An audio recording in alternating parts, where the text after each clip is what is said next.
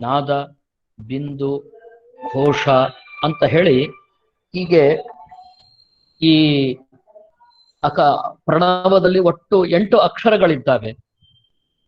ಈ 8 ಅಕ್ಷರಗಳಿಂದ ಪ್ರತಿಪಾದ್ಯವಾದಂತಹ ಭಗವಂತನ ಮೂರ್ತಿಗಳು 8 ಅನ್ನುವಂಥದ್ದನ್ನ ಅದನ್ನ ನಿರೂಪಣೆ ಮಾಡಿದ್ರು.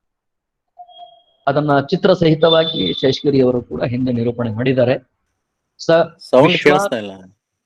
ಕೇಳ್ತಾ ಇಲ್ವಾ? ಹಲೋ, ಕೇಳ್ತಾ ಇದೆಯಾ? ವಿಶ್ವ, ತೈಜಸ, ಪ್ರಾಜ್ಞಾ, ತುರೀಯ, ಆತ್ಮ, ಅಂತರಾತ್ಮ, ಪರಮಾತ್ಮ ಮತ್ತು ಜ್ಞಾನಾತ್ಮ. ಹೀಗೆ ಈ ಭಗವಂತನ ಇಷ್ಟೂ ರೂಪಗಳನ್ನ ಆ 8 ಅಕ್ಷರಗಳು ಕ್ರಮವಾಗಿ ಹೇಳ್ತಾ ಇದ್ದೇವೆ. ರೂಪಗಳೂ 8, ಅಕ್ಷರಗಳೂ 8. ಆದ್ದರಿಂದಾಗಿ ಅಲ್ಲಿ ಆ 8 ಅಕ್ಷರಗಳು ಭಗವಂತನ 8 ರೂಪಗಳನ್ನ ಹೇಳ್ತಾ ಇದ್ದಾವೆ ಅನ್ನುವಂಥದ್ದು ಸರಿಯಾಯಿತು. ಹಾಗಾದ್ರೆ ಭಗವಂತನ 8 ರೂಪಗಳು ಅಂದ್ರೆ ಏನದು? ಅವೆಲ್ಲವೂ ಕೂಡ ಒಂದೇನೋ ಬೇರೆ ಬೇರೆಯೋ? ಅಕಾರದಿಂದ ಭಗವಂತನ ಒಂದು ರೂಪವನ್ನು ಹೇಳಿದ್ರೆ ಅದು ಪರಿಪೂರ್ಣವಾದ ರೂಪ, ಅದು ಅನಂತ ಗುಣ ಪರಿಪೂರ್ಣ. ಸಾಕು, ಆಕಾರ ಒಂದೇ ಸಾಕು, ಉಳಿದದ್ದೆಲ್ಲ ಯಾಕೆ ಬೇಕು ಅನ್ನುವ ಪ್ರಶ್ನೆ ಸಹಜವಾಗಿ ಮನಸ್ಸಿನಲ್ಲಿ ಹುಟ್ಟುತ್ತದೆ. ಅದಕ್ಕೆ ಹೇಳ್ತಾ ಇದ್ದಾರೆ, ಮದ್ರೂಪಾಣಂಚ ವಾಚಕ. ಮದ್ರೂಪಾಣ, ನನ್ನದ್ದೇ ಅದೆಲ್ಲ ರೂಪಗಳು ಅಂತ ಹೇಳ್ತಾ ಇದ್ದಾನೆ ಭಗವಂತ. ಅದು ಯಾವುದೂ ಕೂಡ ನನಗಿಂತ ಭಿನ್ನ ಅಲ್ಲ, ನನ್ನದ್ದೇ ಎಲ್ಲವೂ ಕೂಡ. ಆದರೂ ಕೂಡ ಭಗವಂತನ ರೂಪ, ಭಗವಂತನ ಗುಣ, ಭಗವಂತನ ದಶಾವತಾರಗಳು, ಅವನಿಗೆ ಇನ್ಯಾವುದೋ 24 ರೂಪಗಳು ಅಂತ ಬೇರೆ ಬೇರೆ ರೀತಿಯಾಗಿ ಹೇಳ್ತೇವಲ್ಲ ಅಂತಂದ್ರೆ ಅದಕ್ಕೆ ನಮ್ಮ ಸಿದ್ಧಾಂತದಲ್ಲಿ ಒಂದು ವಿಶೇಷ ಅನ್ನುವಂತಹ ಒಂದು ತತ್ವವನ್ನ ಒಪ್ಪಿದ್ದಾರೆ. ಅಂದ್ರೆ ಸಾಮಾನ್ಯವಾಗಿ ನೋಡಿ, ಈ ಎಲ್ಲಿ ಭೇದ ಇರೋದಿಲ್ಲವೋ ಅಂಥಲ್ಲಿ ನಾವು ಕೆಲವೊಮ್ಮೆ ಭೇದವನ್ನ ವ್ಯವಹಾರ ಮಾಡ್ತೇವೆ. ಎಲ್ಲಿ ಭೇದ ಇರೋದಿಲ್ಲವೋ ಅಂಥಲ್ಲಿ ಭೇದವನ್ನ ವ್ಯವಹಾರ ಮಾಡ್ತೇವೆ. ಸಕ್ಕರೆಯಲ್ಲಿ ಸಿಹಿ ಇದೆ ಅಂತ ಹೇಳ್ತೇವೆ. ಸಿಹಿ ಬೇರೆ, ಸಕ್ಕರೆ ಬೇರೆನಾ? ಅಲ್ವಲ್ಲ. ಆದರೂ ಕೂಡ ಸಕ್ಕರೆಯಲ್ಲಿ ಸಿಹಿ ಇದೆ ಅಂತ ಹೇಳ್ತೇವೆ.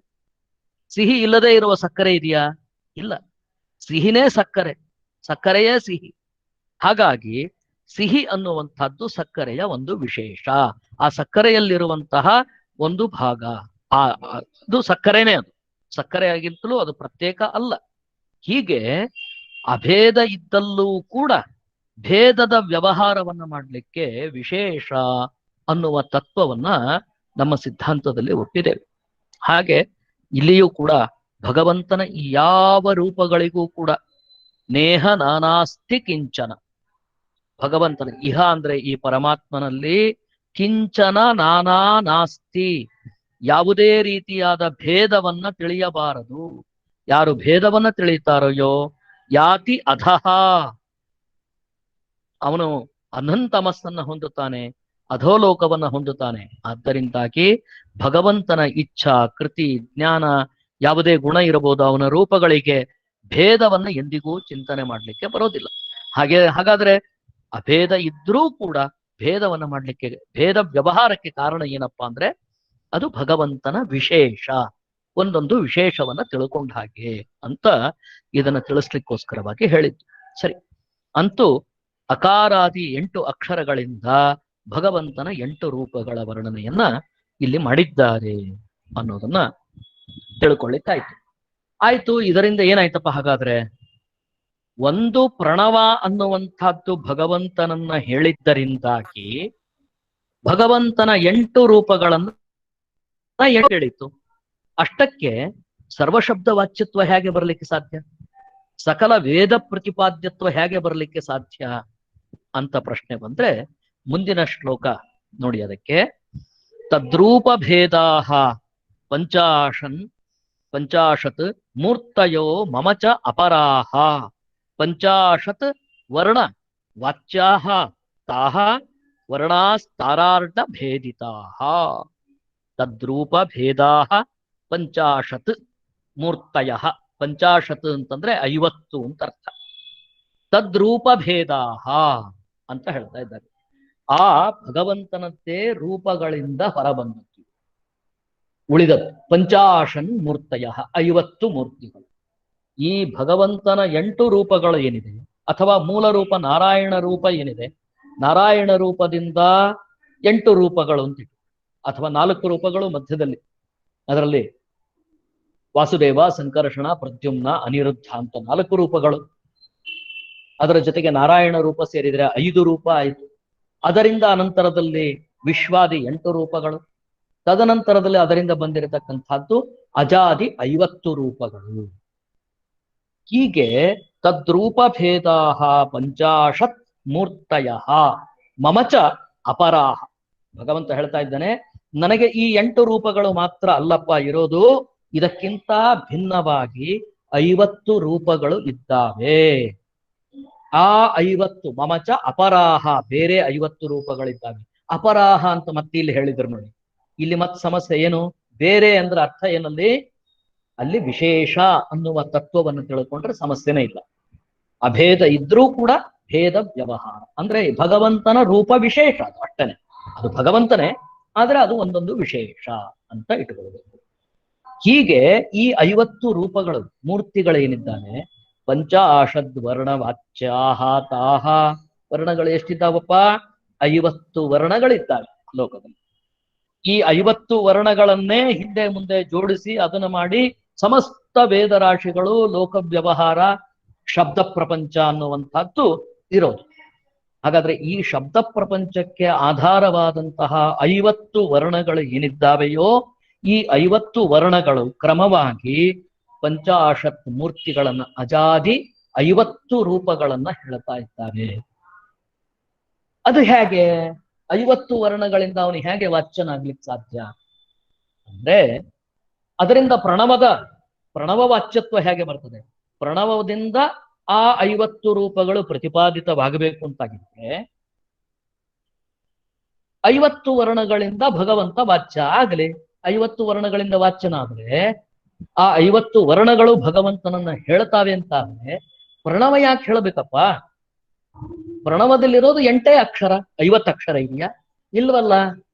ಹಾಗಾದ್ರೆ ಪ್ರಣವದಿಂದ ಭಗವಂತ ಪ್ರತಿಪಾದ್ಯ ಅನ್ನೋದು ಹೇಗೆ ಸಿದ್ಧ ಆಗ್ತದೆ ಅಂದ್ರೆ, ವರ್ಣಾಹ ತಾರಾರ್ಣ ಭೇದಿತಾ. ಈ 50 ವರ್ಣಗಳಿದ್ದಾವಲ್ಲ, ತಾರ ಅಂದ್ರೆ ಓಂಕಾರ. ಅದು ತಾರ ಅಂತಂದ್ರೆ ಅದು ನಮ್ಮನ್ನ ತಾರಯತಿ ಇತಿ ತಾರ, ಸಂಸಾರದಿಂದ ನಮ್ಮನ್ನ ಮುಕ್ತಿಗೊಳಿಸ್ತದೆ, ದಾಟಿಸ್ಬಿಡ್ತದೆ, ಸಂಸಾರ ಸಮುದ್ರದಿಂದ ನಮ್ಮನ್ನ ದಾಟಿಸ್ತದೆ. ಆದ್ದರಿಂದಾಗಿ ಅದಕ್ಕೆ ತಾರ ಅಂತ ಹೇಳ್ತಾರೆ. ಹೀಗೆ ತಾರ ಓಂಕಾರ, ಆ ಓಂಕಾರದ ಅರ್ಣ ಅಂದ್ರೆ ವರ್ಣ ಅಂತ ಅರ್ಥ. ಓಂಕಾರದ 8 ವರ್ಣಗಳಿಂದಲೇನೆ ಈ 50 ವರ್ಣಗಳು ಹುಟ್ಟಿದ್ದಾವೆ. ಓಂಕಾರದ 8 ವರ್ಣಗಳೇನಿದ್ದಾವಲ್ಲ, ಅದರಿಂದ ಈ 50 ವರ್ಣಗಳು, ಅಕಾರಾದಿ ಸ್ವರಾಕ್ಷರಗಳು 16 ಆಯ್ತಾ. ಆಮೇಲೆ ವರ್ಗೀಯ ವ್ಯಂಜನಗಳು ಕವರ್ಗ, ಕ, ಚವರ್ಗ, ಟವರ್ಗ, ತವರ್ಗ, ಪವರ್ಗ ಅಂತ ಹೇಳಿ 5 ವರ್ಗೀಯ ವ್ಯಂಜನಗಳಿದ್ದಾವೆ. ಆಮೇಲೆ ಯಾರ, ಲಾಭ, ಶೇಷಾಸ, ಹೀಗೆ ಈ ಇಷ್ಟೂ ಅಕ್ಷರಗಳನ್ನು ಒಟ್ಟು ಗಣನೆ ಮಾಡಿದರೆ 50 ಆಗ್ತವೆ. ಇಂತಹ ಈ 50 ಅಕ್ಷರಗಳು ಯಾವುದರಿಂದ ಹುಟ್ಟಿದ್ದಾವೆ ಅಂದ್ರೆ ಓಂಕಾರದ 8 ಅಕ್ಷರಗಳಿಂದ ಹುಟ್ಟಿದ್ದಾವೆ. ಅದರಲ್ಲಿ ಮತ್ತೆ ಹೇಳ್ತಾ ಇದ್ದಾರೆ ವಿಶೇಷವನ್ನ. ಆ ಟೇಬಲ್ ತೋರಿಸಿ ಒಮ್ಮೆ.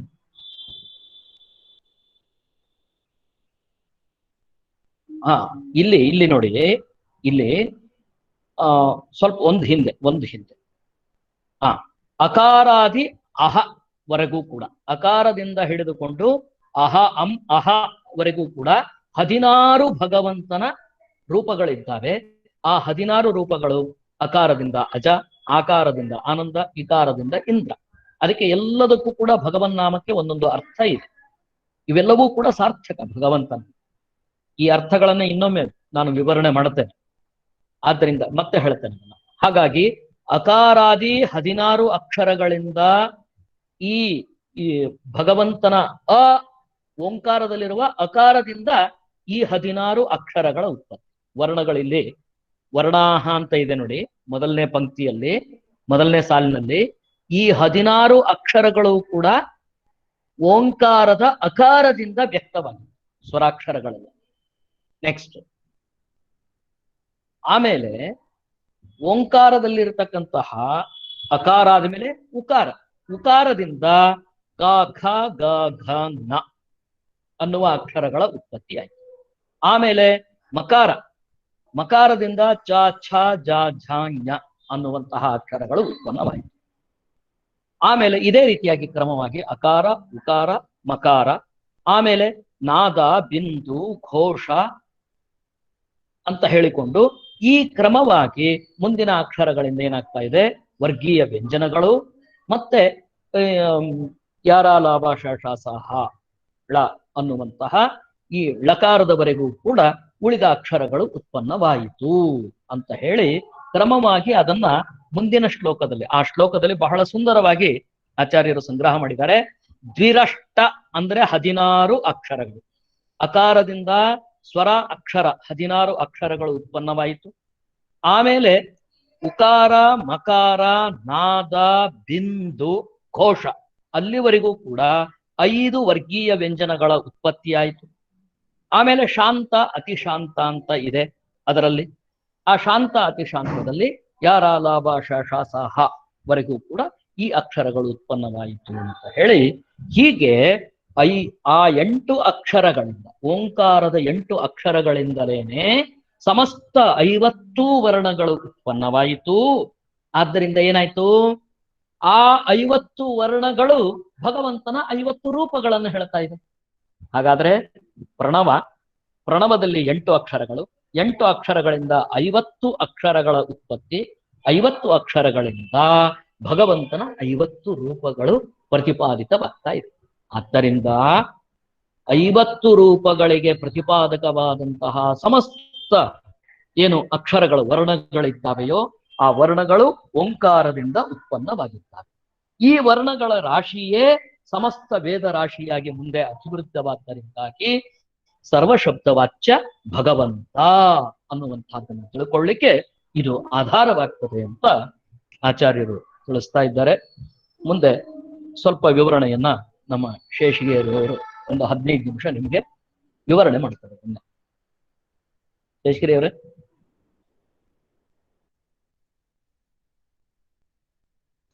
ಆಗಲಿ ಸರ್. ಶ್ರೀಕೃಷ್ಣಾಯ ನಮಃ. ಕೃಷ್ಣಾಯ ವಾಸುದೇವಾಯ ಹರಯೇ ಪರಮಾತ್ಮನೇ ಪ್ರಣತಃ ಕ್ಲೇಶನಾಶಾಯ ಗೋವಿಂದಾಯ ನಮೋ ನಮಃ. ಅಭ್ರಮಂ ಭಂಗರಹಿತಂ ಅಜಡಂ ವಿಮಲಂ ಸದಾ ಆನಂದತೀರ್ಥಮುತಲಂ ಭಜೇ ತಾಪತ್ರಯಾಪಹಂ ಆಪಾದಮೌಳಿಪರ್ಯಂತಂ ಗುರುಣಾಂ ಆಕೃತಿಂ ಸ್ಮರೆ ತೇನ ವಿಘ್ನಾಃ ಪ್ರಣಶ್ಯಂತಿ ಸಿದ್ಧಂತಿ ಚ ಮನೋರಥಾಃ. ಶ್ರೀಪಾದಂಗಳವರ ಪಾದಾರವಿಂದಗಳಲ್ಲಿ ನನ್ನ ಸಾಷ್ಟಾಂಗ ಪ್ರಣಾಮಗಳನ್ನ ಸಲ್ಲಿಸ್ತಾ ನನ್ನ 4 ಮಾತುಗಳನ್ನ ವಾಕ್ಶುದ್ಧಿಗಾಗಿ ಕೆಲವು ಮಾತುಗಳನ್ನ ತಿಳಿಸ್ತಾ ಇದ್ದೇನೆ. ಇದುವರೆಗೆ ಆಚಾರ್ಯರು ನಮಗೆ ಆ ಓಂಕಾರದಿಂದ ಹೊರಟು ಬಂದಂತಹ ಆ 8 ಗಣಗಳನ್ನ ನಮಗೆ ತಿಳಿಸ್ಕೊಟ್ಟಿದ್ದಾರೆ. ಆ ವರ್ಣಗಳಿಂದ ಬಂದಂತಹ ಆ 8 ಗುಂಪುಗಳನ್ನ, ಈ 50 ಅಕ್ಷರಗಳು ಆ 8 ಗುಂಪುಗಳಲ್ಲಿ ನಾವು ಮುಂದೆ ನೋಡ್ಲಿಕ್ಕಿದ್ದೇವೆ. ಆ 51 ರೂಪಗಳಿಗೂ ಕೂಡ ಆಚಾರ್ಯರು ಆ ರೂಪ ಹೇಗಿದೆ ಅಂತಕ್ಕಂಥದ್ದನ್ನ ಮುಂದೆ ನಮಗೆ ತಿಳಿಸ್ತಾರೆ. ಆ ರೂಪವನ್ನು ಕೂಡ ನಾವಿಲ್ಲಿ ನೋಡಬಹುದು. ಅಲ್ಲಿ ಮೂರ್ತಯ ಅಷ್ಟಾಪಿಧ್ಯೇಯ ಚಕ್ರಶಂಖವರಾಭಯೈ ಯುಕ್ತ ಪ್ರತಿಪೌರ್ಣಾಶ್ಚ ಅಂತೆಲ್ಲ ಅದನ್ನ ನಾವು ಮೊನ್ನೆ ನೋಡಿದ್ದೇವೆ. ಎಲ್ಲಿ ಯಾವುದು ವಾಸುದೇವ ಸಂಕರ್ಷಣ ಅನಿರುದ್ಧ ಪ್ರದ್ಯುಮ್ನ ಅಲ್ಲ, ಯಾವುದು ವಿಶ್ವ ತೈಜಸ ಪ್ರಾಜ್ಞಾ ತುರ್ಯ ಆತ್ಮ ಅಂತರಾತ್ಮ ಪರಮಾತ್ಮ, ಈ ರೂಪಗಳಿಗೆ ಆ ಶಂಖಚಕ್ರ ಗದಾಸ್ಥಾನಗಳು ಅಥವಾ ಅಲ್ಲ ಶಂಖ ಚಕ್ರ ಮತ್ತೆ ಕೆಳಗಿನ ಕೈಗಳು ಹೇಗೆ ಬರ್ತದೆ ಅಂತಕ್ಕಂಥದ್ದನ್ನ ಆ ವಿಶ್ವ ತೈಜಸ ಪ್ರಾಜ್ಞಾ ತುರ್ಯರಲ್ಲಿ ನಾವು ಈಗಾಗಲೇ ನೋಡಿದ್ದೇವೆ. ಈಗ ಮಾತೃಕಾ ಮಂತ್ರಗಳಲ್ಲಿ ಈ 51 ರೂಪಗಳಲ್ಲಿ ಹೇಗೆ ಭಗವಂತನ ವರ್ಣನೆ ಇದೆ ಅಂತಕ್ಕಂಥದ್ದನ್ನ ನೋಡೋಣ. ಮೂರ್ತಯೋಷ್ಟಾಪಿದ್ದೇಯ ಚಕ್ರ ಯುಕ್ತಾ ಪ್ರದೀಪೂರ್ಣಾಶ್ಚ ಸರ್ವಾಭರಣ ತಾದೃಗ್ರೂಪಾಶ್ಚ ಪಂಚಾಶ ಜ್ಞಾನ ಮುದ್ರಾ ಅಭಯೋದ್ಯತಾಹ ಅಂತ ಅಲ್ಲಿ ಜ್ಞಾನ ಮುದ್ರೆ ಮತ್ತೆ ಅಭಯ ಮುದ್ರೆಯನ್ನ ಹೊಂದಿರತಕ್ಕಂಥದ್ದು ಈ 51 ರೂಪಗಳು. ಅದರಲ್ಲಿ 3 ರೂಪಗಳಲ್ಲಿ ಮಾತ್ರ ವ್ಯತ್ಯಾಸ ಆಗ್ತದೆ. ಅಂದ್ರೆ ಟಂಕಿ, ದಂಡಿ, ಧನ್ವಿ ಅಂತಕ್ಕಂತಹ 3 ರೂಪಗಳು ಮಾತ್ರ ಅಲ್ಲಿ ಕೈಯ ಎಡಗೈಯಲ್ಲಿ ಟಂಕವನ್ನ, ದಂಡವನ್ನ ಅಥವಾ ಬಿಲ್ಲನ್ನ ಹಿಡ್ಕೊಂಡಿರ್ತಕ್ಕಂತಹ 3 ರೂಪಗಳ ಪ್ರತ್ಯೇಕ ರೂಪಗಳಿಗೆ ಕಲ್ಪನೆ ಕೊಟ್ಟಿದ್ದಾರೆ. ಅದು ಬಿಟ್ಟಂತೆ ಅದು ಬಿಟ್ಟರೆ ಉಳಿದಂತಹ ಈ ಎಲ್ಲ 40 48 ರೂಪಗಳಿಗೆ ಇದೇ ರೂಪ. ಅಂದ್ರೆ ಎಲ್ಲ 48 ರೂಪಗಳಿಗೂ ಕೂಡ ಎರಡು ಕೈಗಳು, ಅದರಲ್ಲಿ ಒಂದು ಕೈಯಲ್ಲಿ ಜ್ಞಾನ ಮುದ್ರೆ, ಮತ್ತೊಂದು ಕೈಯಲ್ಲಿ ಅಭಯ ಮುದ್ರೆಯನ್ನ ತೋರಿಸ್ತಕ್ಕಂಥ ಭಗವಂತನ ರೂಪವನ್ನ ನಾವು ಚಿಂತನೆ ಮಾಡಬೇಕು ಅಂತಕ್ಕಂಥದ್ದನ್ನ ಹೇಳಿದ್ದಾರೆ. ಹಾಗಾಗಿ ನಾವು ಈ ಅಜಾದಿ ಭಗವಂತನ ರೂಪಗಳನ್ನ ಚಿಂತಿಸುವಾಗ ಆ ರೂಪವನ್ನ ನಾವು ನಮ್ಮ ಧ್ಯಾನ ಕಾಲದಲ್ಲಿ ಈ ರೀತಿಯಾಗಿ ಕಲ್ಪನೆಗೆ ತಂದುಕೊಳ್ಬೇಕು. ಇನ್ನೊಂದು ವಿಷಯವನ್ನ ನಾನಿಲ್ಲಿ ಹೇಳಬೇಕು. ನಾವೆಲ್ಲ ತಿಳ್ಕೊಂಡಿದ್ದೇವೆ ಓಂಕಾರದಿಂದ ಅದು ಹೇಗೆ. ನಾವಿಲ್ಲಿ ಯಾರು ವಾಯ್ಸ್ ಬರ್ತಾ ಇದೆ, ದಯವಿಟ್ಟು ಎಲ್ಲರೂ ಮ್ಯೂಟ್ ಮಾಡ್ಕೊಳ್ಳಿ. ಹಲೋ, ಬೇರೆಯವರು ಮ್ಯೂಟ್ ಮಾಡ್ಕೊಳ್ಳಿ ದಯವಿಟ್ಟು. ಓಂಕಾರದಿಂದ ಅಕಾರ ಉಕಾರ ಮಕಾರ ನಾದ ಬಿಂದು ಘೋಷ ಶಾಂತ ಅತಿಶಾಂತ ಇವುಗಳು ಬಂತು ಅಂತಕ್ಕಂಥದ್ದನ್ನು ನಾವು ನೋಡಿದ್ದೇವೆ. ಈ 8 ವಿಭಾಗದಲ್ಲಿ ಆ 51 ಅಕ್ಷರಗಳನ್ನ ಹೇಗೆ ಅವರು ತರ್ತಾರೆ ಅಂತಕ್ಕಂಥದ್ದನ್ನ ನಾವು ಮುಂದೆ ನೋಡ್ಲಿಕ್ಕಿದ್ದೇವೆ. ಮುಂದಿನ ಶ್ಲೋಕಗಳು ಅದನ್ನ ಆ ವಿಭಾಗವನ್ನ ನಮಗೆ ತೋರಿಸಿಕೊಡ್ಲಿಕ್ಕಿವೆ. ಆದ್ರೆ ಇದು ನಮಗೆ ಚಕ್ರಾಬ್ಜ ಮಂಡಲದಲ್ಲೂ ಕೂಡ ನಾವು ನೋಡ್ಲಿಕ್ಕೆ ಸಾಧ್ಯ ಇದೆ. ಆ ಚಕ್ರಾಬ್ಜ ಮಂಡಲದ ವಿವರಣೆ ಮತ್ತೆ ನಾರಾಯಣ ಅಷ್ಟಾಕ್ಷರ ಮಂತ್ರದ ವಿವರಣೆ ಮುಂದೆ ನಮಗೆ ಬರ್ತದೆ. ಈಗ ಪ್ರಸ್ತುತ ನಾವು ನೋಡಬೇಕಾಗಿರುವಂತಹದ್ದು ಓಂಕಾರದಲ್ಲಿ ಮೊದಲು ನಾವು ನೋಡಿದಂತಹ ಅಕಾರ ಉಕಾರ ಮಕಾರಗಳ ವಿಭಾಗ. ಇಲ್ಲಿ ಅಕಾರ ಉಕಾರ ಮಕಾರಗಳಿಂದ ಓಂಕಾರ ಆಯ್ತು ಅಂತಕ್ಕಂಥದ್ದನ್ನು ನಾವು ನೋಡ್ತೇವೆ. ಅದರಲ್ಲಿ ಸಂಖ್ಯೆಯನ್ನ ನೋಡೋಣ. ಸಂಖ್ಯಾನಾಂ ವಾಮತೋಗತಿ ಅಂತ ಹೇಳ್ತಾರೆ ಹಿಂದೆ. ಅದರಲ್ಲಿ ಅಕಾರ ಅಂತಕ್ಕಂಥದ್ದು ಆ ಅನ್ನುವುದು ಮೊದಲನೇ ಅಕ್ಷರ, ಅದನ್ನ 1 ಅಂತ ಇಟ್ಕೊಳ್ಳಿ. ಉಕಾರ ಅಂತಕ್ಕಂಥದ್ದು 3ನೇ ಅಕ್ಷರ, ಅದು 3 ಅಂತ ಇಟ್ಕೊಳ್ಳೋಣ.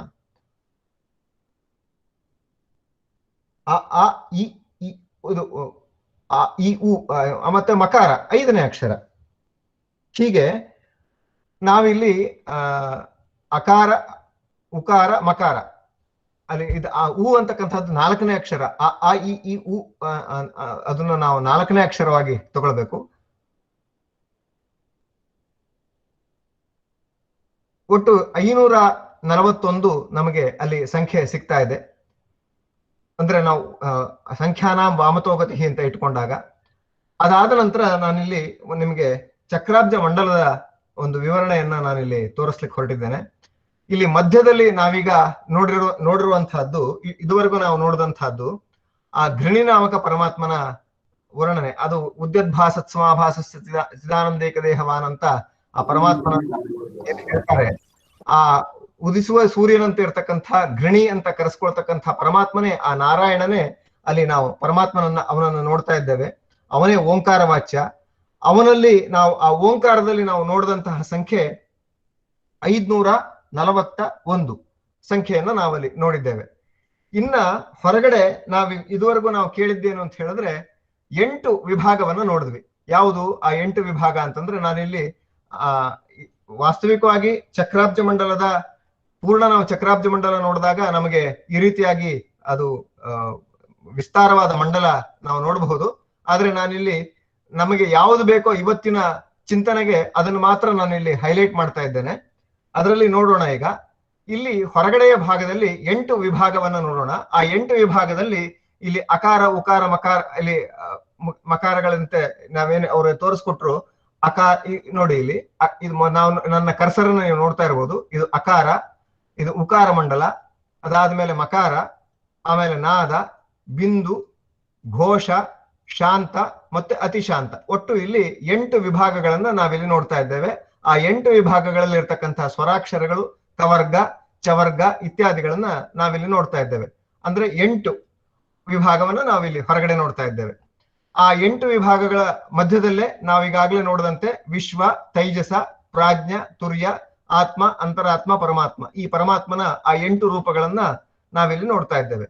ಹಾಗಾದ್ರೆ ಇಲ್ಲಿ ನೋಡ್ತಾ ಇರ್ತಕ್ಕಂಥ 8, ನಾವಿಲ್ಲಿ 500 ನೋಡಿದಂತಹದ್ದು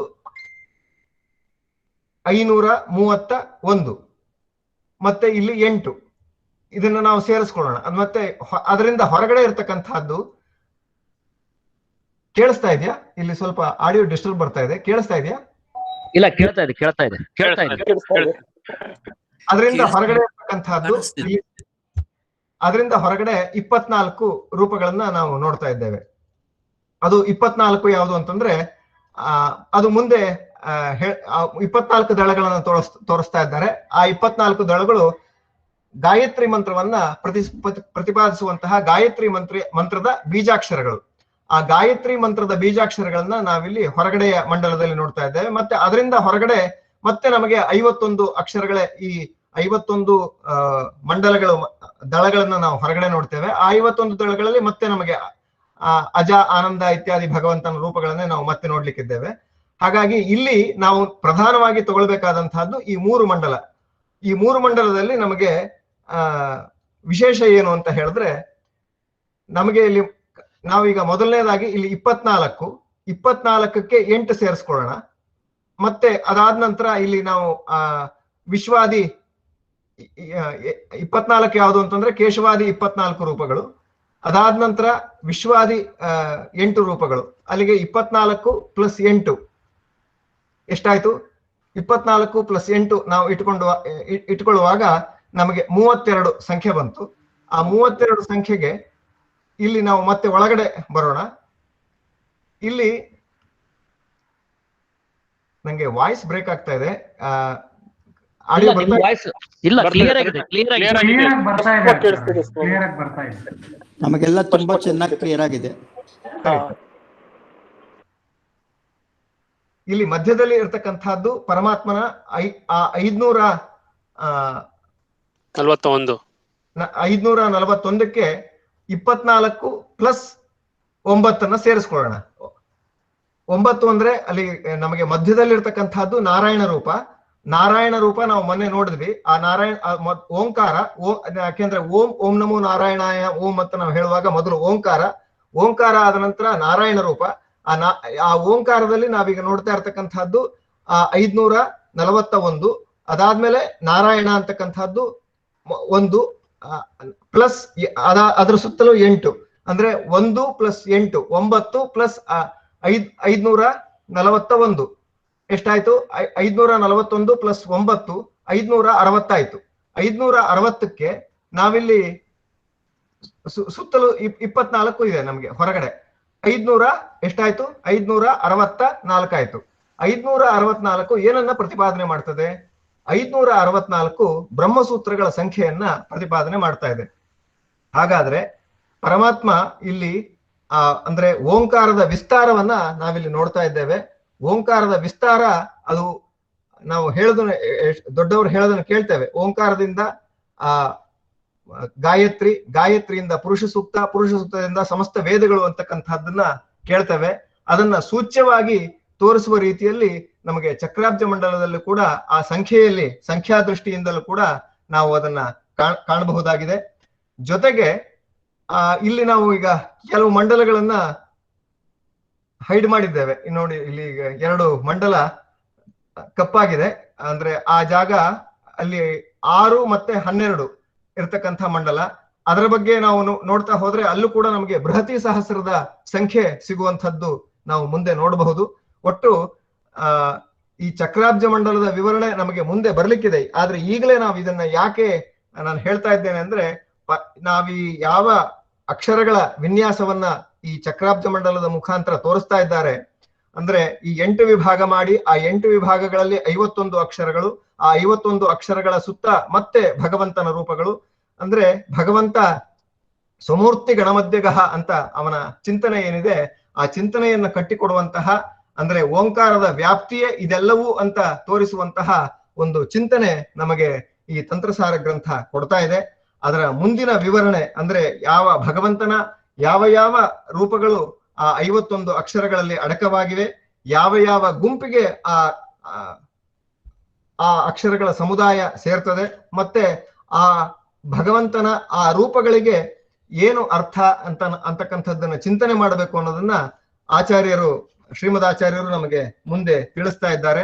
ಆ ಭಾಗವನ್ನ ಆಚಾರ್ಯರು ನಾರಾಯಣಾಚಾರ್ಯರು ತೋರಿಸ್ಬೇಕು, ಹೇಳಬೇಕು ಅಂತ ಕೇಳ್ಕೊಳ್ತಾ ನಾನು ಆಚಾರ್ಯರಿಗೆ ಬಿಟ್ಟು ಕೊಡ್ತಾ ಇದ್ದೇನೆ.